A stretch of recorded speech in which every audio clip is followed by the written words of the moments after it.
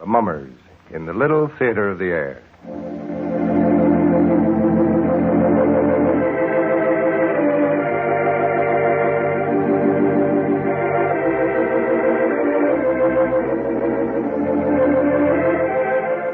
And now the Hermits.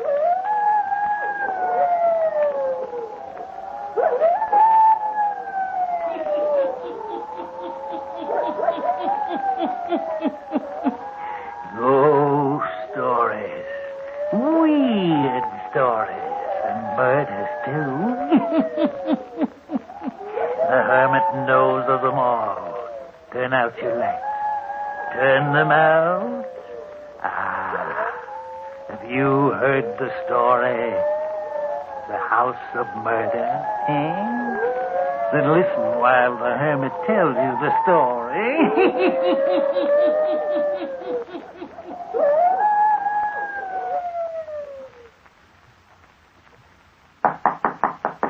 Yes, come in. Mr. Burton, I'd like my wages, if you please. What's that? Yes, Mr. Burton. Well, Millie, you're dressed to go out. My breakfast hasn't been served. That's right, Mr. Burton. I'm leaving right now, and I'd like my wages, if you please. Oh, this is preposterous. Oh, it's something bad, all right. You can't go without giving me more notice than this. I'm sorry, but I can't stay. What's it all about? This house, Mr. Burton, it's this house. It's truly haunted. Nonsense. It's just because we've only been in the house for a few days. It's strange to you yet. You don't get over being strange. It gets worse every night. Oh, ridiculous. Well, you can say all you want to Mr. Burton, but I'm leaving. I'll work for you in the city. I've been faithful to you for a good many years, and I'll go right on being faithful if you'll move back to the city again. Millie, I can't run my life to suit those who work for me. I purchased this house in the country in order that I might have peace and quiet for my work. There's little peace here. Every night the sounds. And last night I... Oh, I don't want to talk about it. Please, Mr. Burton, I've got to be leaving this morning. How are you going to get into town? I took the liberty of calling one of the stores, and the owner's sending his son out with a car. All right, Millie. As soon as you give me my wages, I'll wait outside. I'm afraid to stay inside any longer. Why, of all the absurd... If you value your life, you'll get out, too.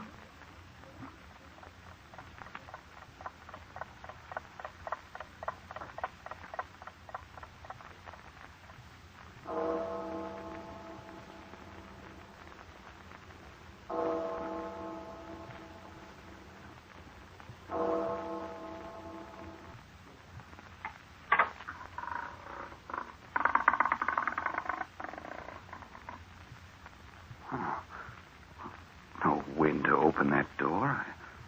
I must have left it unlatched. Feels just as if someone was in the room here with me. Oh, it's as if something brushed past me. I could swear I felt it touch my shoulder. Oh, ridiculous. Pages turning. Pages of my ledger turning. Just as if a hand moved the pages. Wind couldn't cause it. There isn't any wind in here. Oh, I'm dreaming things. It's utter nonsense. Millie's got me all upset. Oh, my test tubes. My experiment. The test tubes knocked to the floor. I'm not dreaming this. This is too real. I need Carmer. He'll solve this. Hello. I want to put in a long-distance call. I'd like to speak to Lyman Carmer in New Carden. Yes. Yes, you've got it right. Lyman Carmer in New Carden. The telephone number is...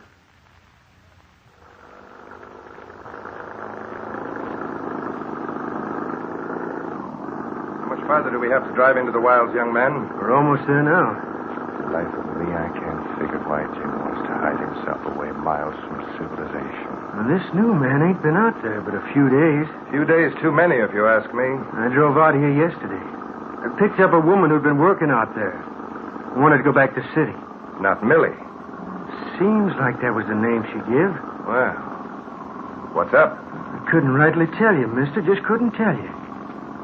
Jim seemed to be strangely urgent about something last night. Look, mister. You can see the lights of the house now.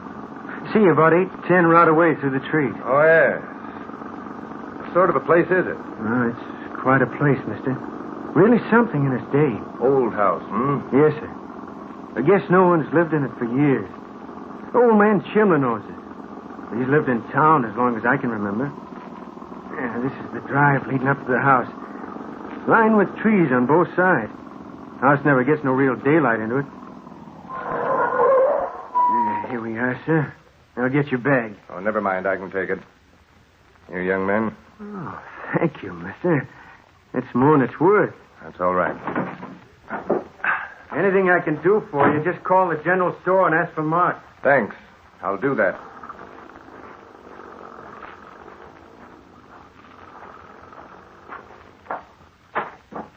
Lyman. Jim. Hello, Jim. I began to think you didn't make the train. I was 40 minutes late. Come on in. Nice of you to come. You old recluse. The idea of picking a spot no man ever heard of. Bring your things into the sitting room. We'll go upstairs later. All right. Well, this is nice. Uh-huh. Sit down. Thanks. Yes, Millie got it fixed up pretty well before she went back to the city. My laboratory is right off this room. Everything handy. You had dinner, Lyman? Yes, Jim. On the train. Good. I'm not much at fixing meals. The young man, Mark, from the general store, said that Millie had left you. What's the idea? I'll tell you all about it. That's why I called you. Well, it's nice here, Jim, but I can't see why you chose a place so far away from everywhere. Oh, I like it here. Well, that's reason enough, I guess. Millie coming back to take care of you? No. No, I'm afraid not. Lyman, Millie left because she was certain that this house is haunted. Oh, Jim. I called you last night because I remember a story you once told. Story of a haunted house. You told it as if you gave credence to the tale. Is that so? I remember well. That's why I wanted you here. Well, Jim, you don't think by any chance that this house is haunted, do you? I'm not so sure but what I do. Oh, absurd. You think it impossible? Well, naturally. You didn't talk that way when you were telling us that evening of a place off the coast you knew that was haunted. That was a fireside tale. Quite different from reality. Lyman, it's only a short time until midnight. Will you come into the laboratory with me? Will you sit in there with me for a little while and see if the same things that happened last night occur again? Of course. If the same things do occur again, I shall be convinced that Millie was right. I shall be quite sure that something does happen. Does haunt the house.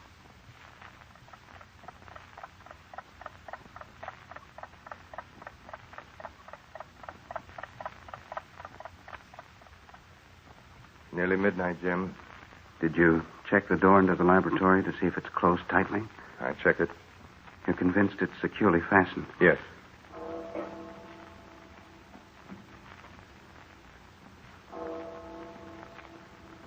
Just striking midnight. Yes. This was the hour last night. What are we to watch for? The door first. The door into this laboratory.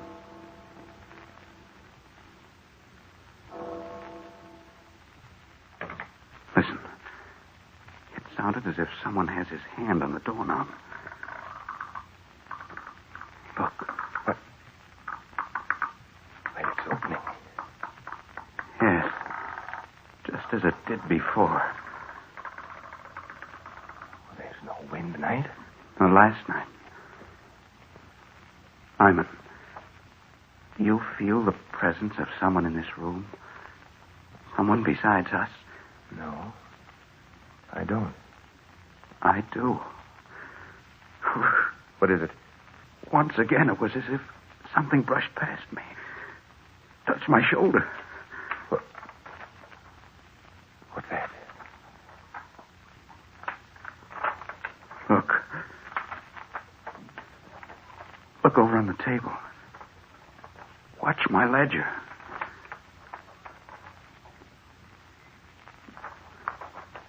You see? The pages of my ledger are turning. As if a hand is on them. Jim, I can't believe my eyes. It's incredible. Now look. On the workbench. See? Something is moving those test tubes. I'm going to stop this before all my experimental work's through. What are you going to do?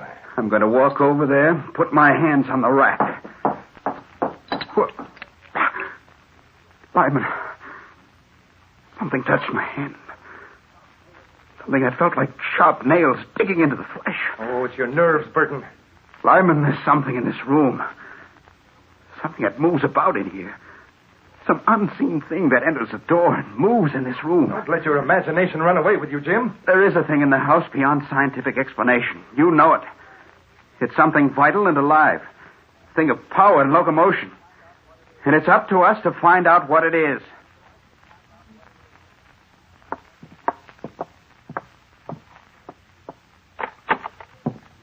Well, we might as well look through this room. No use overlooking anything. Seems silly, doesn't it? We're not going to find anybody in these rooms. Didn't you say that Millie heard things upstairs? So she said. She complained the very first night we were here that someone entered her room. She didn't see anyone? No. She didn't see any more than we did just a while ago downstairs. Now that the incident of downstairs is past, it seems to me that it never happened. Perhaps it was your power of suggestion that made us both think we saw movement. Well, nothing out of the ordinary in this room. No.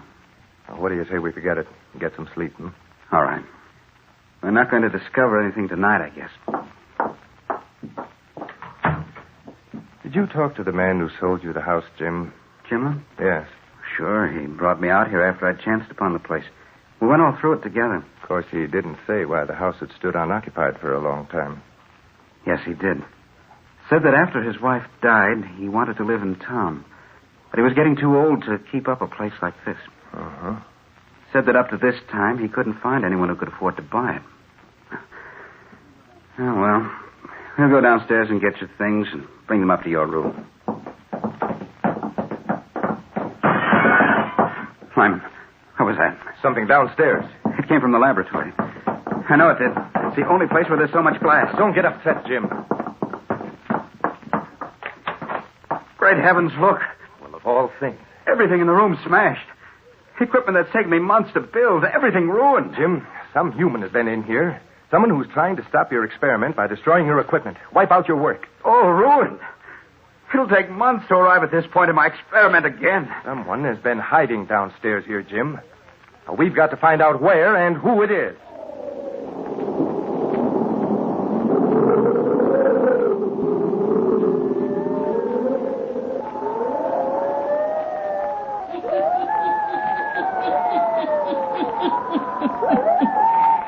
Is it a human being who hides in the house, intent upon destroying all that Jim Burton creates in his laboratory? Or is it an unseen force, as Jim said earlier in the evening?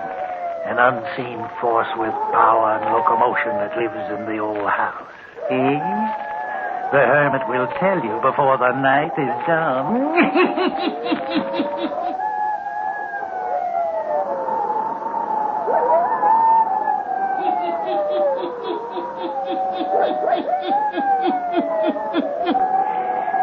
It is the following night. Jim Burton and his friend Lyman Calmer sit in the laboratory. Just a few minutes ago, the clock struck midnight. Right now, Burton is busily engaged building up step by step the experiment which has been ruined the night before. Lyman Calmer sits watching him.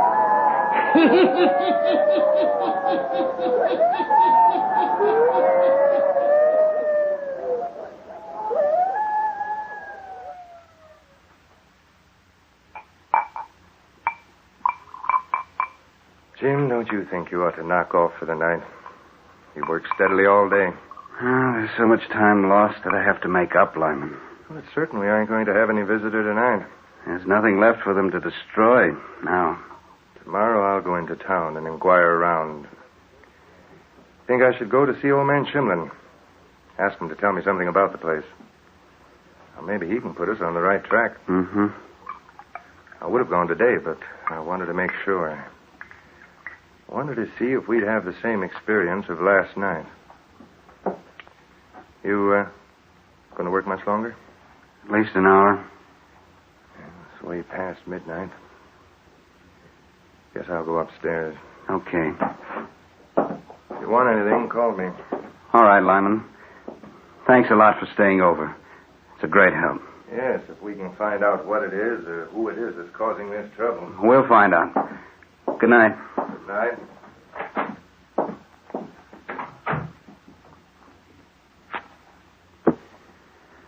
Let's see. Next step is to unite the two chemicals to form step B. Where's that ledger? Yes. And the next step I performed was... Oh, wait. Pages in the ledger. Page 5, 6. A page is missing from here. Every step I'd worked out and put down is torn out of this book. Oh, what is it? What is it that dogs my trail and won't let me do this work? Step by step, I'll have to work it all over again. What? Someone at the door again. Is that you, Lyman? No. No, it isn't. Just as before, I feel the presence of some person in this room.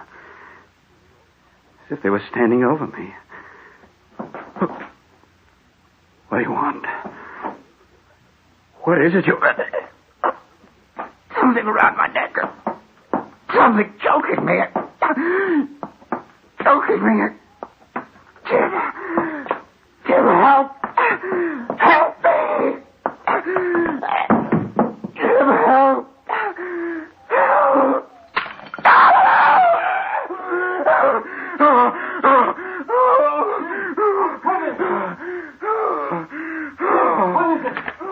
What's happened?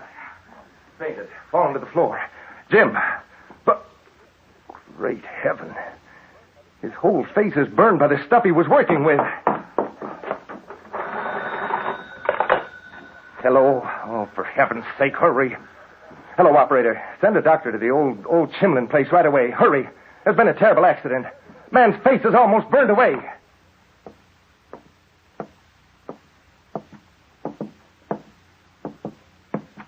Well, Doctor? I'm afraid it's quite hopeless. If he lives, his sight will be gone. His face horribly scarred. Poor Jim. We'd only gotten out of this place last night. Did you call Asa Chimlin as I asked you to do? Yes, he should be here any minute. I'll wait then. Sit down, Doctor. After the story you told me about the experience you've had, I think it's up to Chimlin to tell his story. You sound as if there was something very mysterious. Something that Jim should have been told before he bought this place from Chimlin. And if it had been told, it would have saved him the agonies he's going through right now. Mr. Karma, what I know has given me in professional confidence. What others in the town might have told you would have been gossip. And no one tells gossip about Asa Chimlin. How so, Doctor? Well, he's the owner of many mortgages, many notes. A man of wealth and power in our community. I see. Oh, there's a car turning in the drive, Mr. Karma. It must be Chimlin. I'll go up to Mr. Burton again. Call me if Chimlin refuses to speak. Well, thank you.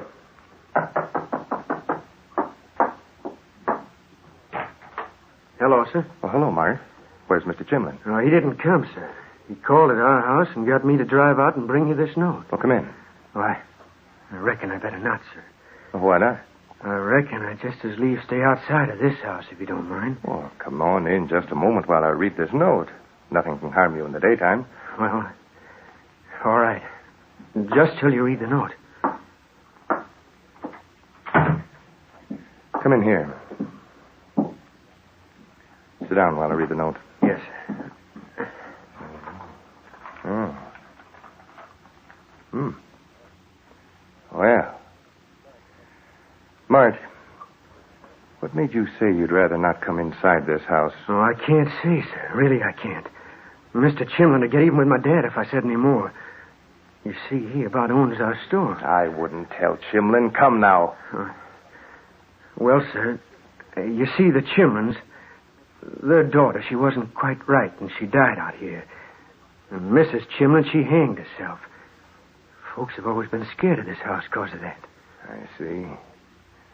Why did Mrs. Chimlin hang herself? I don't rightly know. Well, perhaps the doctor can tell us. Hello, Mart. Hello, Doc. Chimlin didn't come. Sent this note saying he would refund Mr. Burton's money and take the house back again. Says nothing more. Mm-hmm. But Mart here has volunteered to tell me that there were 2 deaths in this old house. One, a hanging. That's right. Mrs. Chimlin. Yes. And the girl? Her case was hopeless. 18, she had a mind of a child of 4. They took her everywhere, but to no avail. Time after time, Mrs. Chimlin pleaded with me to put the girl to sleep, to end her misery. But I couldn't do that. She hated me for it. Her hate grew until her mind was unsettled. One day, she took it upon herself to end the girl's life. Then, realizing what she'd done, she hanged herself in the room Mr. Burton has been using for his laboratory. If Mr. Chimlin knew we told us, Doc... Oh, that's all right, Mart. If there is any truth in the fact that an unseen force lives in this house, and you'll see how hard it is for me to believe that, then why did it seek vengeance on Mr. Burton? I have never believed in supernatural force any more than you. But remember, I've seen it at work in this house. And as for seeking vengeance on Jim... Doctor, he was working on an experiment to prolong life. A discovery which might have added untold years to the life of a human being. And this is something that the spirit of the woman who hanged herself did not want. That's why it destroyed the experiments. And that's why it destroyed Jim Burton. He died just before I came downstairs.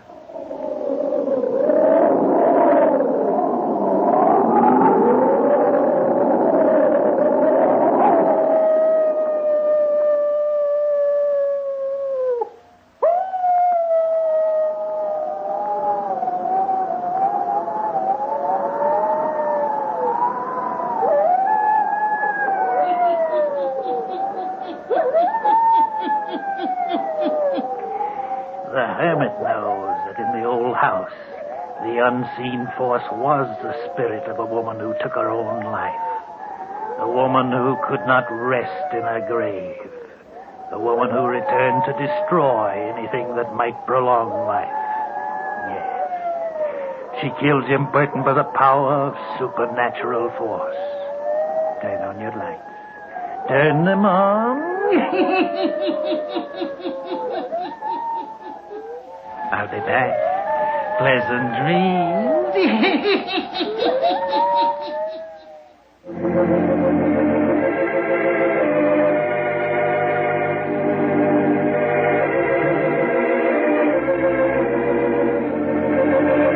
All characters, places, and occurrences mentioned in the Hermit's Cave are fictitious, and similarity to persons, places, or occurrences is purely accidental.